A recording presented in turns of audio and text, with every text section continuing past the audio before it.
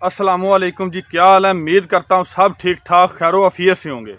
मेरी दुआ है जहाँ तक खुदा की खुदाई है अमन सुकून और सलामती रहे। आज मैं जिस मौजू पर बात करूँगा वो मौजू है जानवरों के मतलब।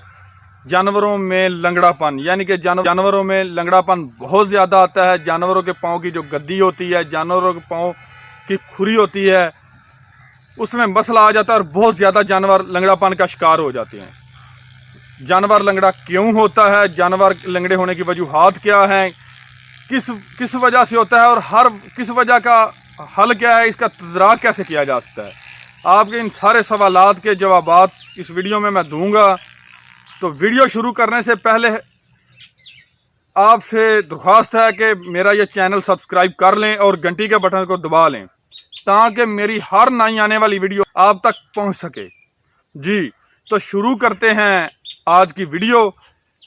तो आज की वीडियो में मैं आपको बता दूं कि जानवरों लंगड़ा क्यों होता है, जानवरों के लंगड़े होने की वजूहात क्या हैं और ज़्यादातर इस मौसम में, गर्मी के मौसम में ही जानवर लंगड़ा क्यों होता है। जानवरों में ख़ास तौर पर जो दुधियाल गायें होती हैं, इनमें लंगड़ापन का मसला अक्सर देखने में आता है और बहुत ज़्यादा होता है। लंगड़ापन या लैमिनस, इसके दर्द की वजह से जानवर खाना पीना ही छोड़ देता है और दूध की पैदावार भी कम हो जाती है। और अगर आपके गोश्त वाले जानवर हैं तो उसकी गोश्त की पैदावार में भी कमी आना शुरू हो जाती है। इस तरह पैदावार की कमी की वजह से आपको बहुत ज़्यादा माशी नुकसान का सामना करना पड़ता है। जानवरों में लंगड़ापन 90% खुर यानी कि सुम की वजह से ही होता है और ज़्यादातर तकरीबन 90% लंगड़ापन पिछली टांगों में ही होता है। पहले चोट लग जाती है जानवर को तो भी लंगड़ा हो सकता है। मंडी से जानवर लाते वक्त या ले जाते वक्त अगर घसीट वगैरह लग गई है, कोई चोट लग गई है या मामूली फ्रैक्चर हो जाता है तो उससे सही से आराम नहीं जानवर कर सकता।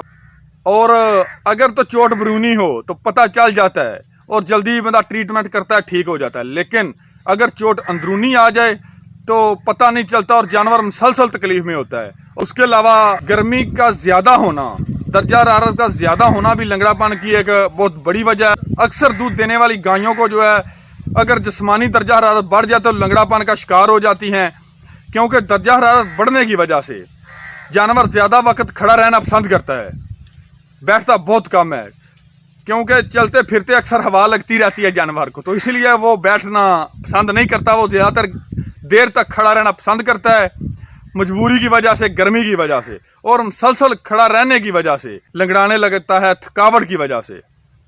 तो इसका कोई ना कोई सद्देबाब ज़रूर करें।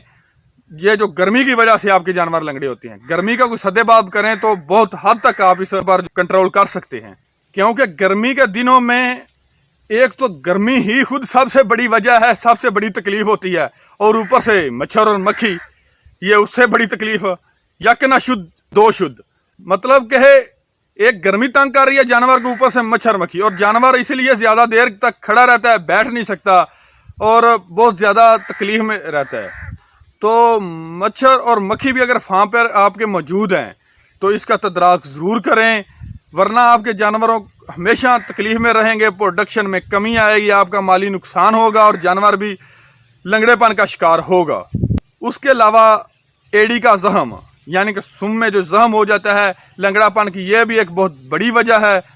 जानवर की खुर यानी कि हूफ या सुम चर्बी की एक तय और रेशों वाले उजलात से मिलकर बने होते हैं, जिसको हम वो गद्दी कहते हैं। एक चर्बी की एक नरम तय होती है जो कि गद्दी यानी कि पैड और कुशन कहलाता है, उसको कुशन या पैड कहा जाता है।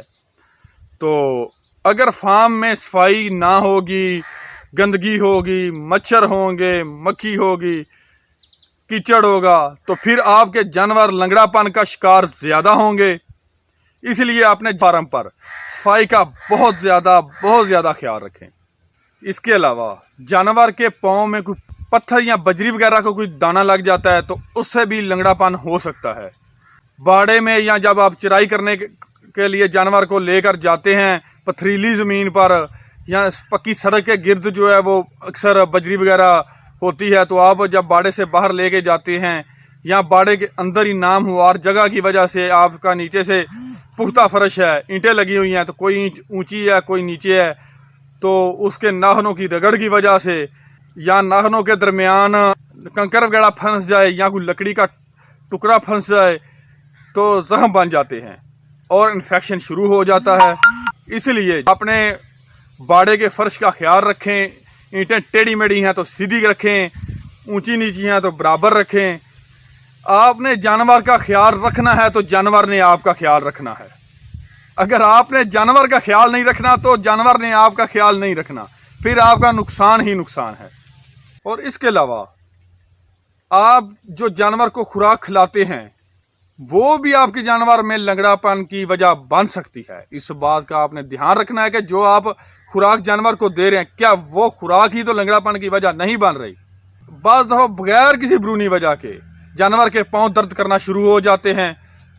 گائے بھینس کی اوجری میں کئی اقسام کے فائدہ مند جو جراثیم ہوتے ہیں، ان کو خوراک ہضم کرنے میں مدد کرتے ہیں، وہ کم ہو جاتے ہیں۔ اس کے علاوہ آپ کی خوراک میں جو آپ جانور کو دیتے ہیں اس میں پھپھوندی لگی ہوتی ہے، فنجیس ہوتی ہے، ایلجی ہوتی ہے، آپ کی توڑی جو آپ ڈالتے ہیں وہ گندی ہوتی ہے، اس طرح کی جو خراب غذا آپ ڈالتے ہیں اس کی وجہ سے بھی آپ کے جانوروں میں لنگڑا پن آ سکتا ہے۔ تو میں نے آپ کو احتیاطی تدابیر بھی بتا دی ہیں کہ آپ نے کس طرح ان سے بچنا ہے، اور یہ بھی بتا دی ہے کہ اس کی وجوہات کیا ہیں۔ اپنے جانوروں کی زیادہ سے زیادہ کیئر کریں اور اپنے جانوروں کو ان بیماریوں سے محفوظ کریں تاکہ آپ کے جانور آپ کو زیادہ سے زیادہ نفع دیں، زیادہ سے زیادہ منافع بخش ہوں آپ کے لیے۔ اور میری ان ویڈیوز کا صرف اور صرف مقصد بھی یہ ہے کہ فارمر کو ایجوکیٹ کیا جائے، آپ کو بتایا جائے کہ کون کون سی وجہ سے آپ کا نقصان ہو رہا ہے اور اس پر آپ بآسانی بہت آسانی سے قابو پا سکتے ہیں۔ تو ان سب وجوہات پر قابو پا کر آپ اپنے جانوروں کو صحت مند رکھ سکتے ہیں اور زیادہ سے زیادہ نفع کما سکتے ہیں۔ اس کے ساتھ ہی اجازت چاہتا ہوں، دعاؤں میں یاد رکھیے گا۔ والسلام، اللہ حافظ۔